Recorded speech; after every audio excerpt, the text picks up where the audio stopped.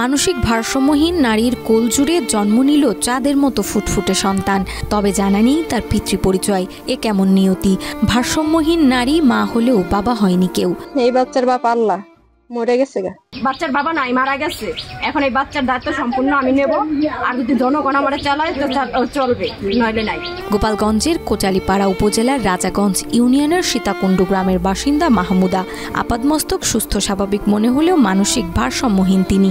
মানসিক ভারসাম্যহীন এই নারী 19 এপ্রিল জন্ম দিয়েছে ফুটফুটে এক পুত্র সন্তানের।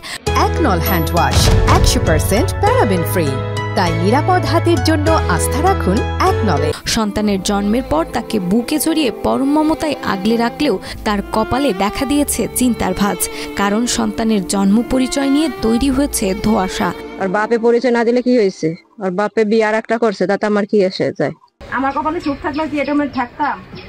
থাকতাম হলে হাজবেন্ডের কাছে থাকতাম, হাজবেন্ডে নিয়ে মেডিকেলে দেখাশোনা সম্পূর্ণ খরচ বহন করতো। বর্তমানে সবচেয়ে বড় চ্যালেঞ্জ হয়ে দাঁড়িয়েছে সন্তান লালন পালন এবং পিতৃ পরিচয়ের বিষয়টি। সমাজের চোখে তিনি পাগলি, তাই তার কথার কদর নেই বললেই চলে। কিন্তু তার কোলজুড়ে জন্ম নেয়া এই শিশুটির ভবিষ্যতের দুশ্চিন্তায় মাহমুদা। জানা গেছে সন্তানকে মানুষ করতে হলে দর্জির কাজ কিংবা গার্মেন্টসে চাকরির কথা ভাবছেন মাহমুদা। পালবো, কাজ করে পালবো, কিছুদিন থাকুক, টাকার পরে আমি বাড়ি রেখে যাবো, রেখে যেয়ে আমি চাকরি করবো আর দুধ কেনার টাকা পাঠাই দেবো।